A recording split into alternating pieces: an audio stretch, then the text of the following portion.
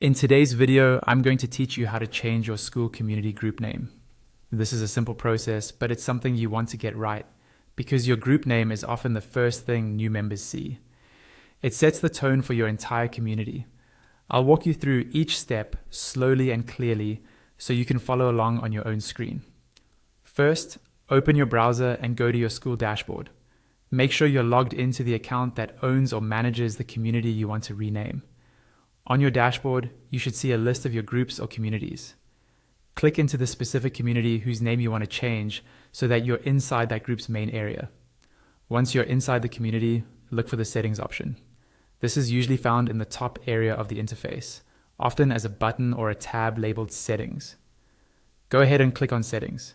This is where you control most of the administrative options for your community. Inside the settings area, you'll see several sections or tabs. Find and select the one called General. The General Settings page is where Skool keeps your basic community information, including the group name, description, and other core details. Click on General to open that page. Now, look for the field that shows your current group name. This will typically be near the top of the General Settings. Click into that group name field. Once your cursor is active there, you can delete the existing name and type in your new group name. As you choose a new name, think about clarity and relevance.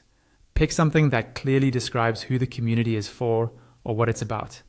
Avoid overly long names or confusing abbreviations. If you're rebranding, this is a good moment to make sure the name matches your current focus or niche. After you've typed in your new group name, you don't need to look for a Save button. On Skool, these changes are automatically saved for you. That means as soon as you finish editing the name, the platform updates it in the background. To double check, you can navigate back to your main community view or refresh the page. You should now see your new group name displayed at the top of your community. And that's it.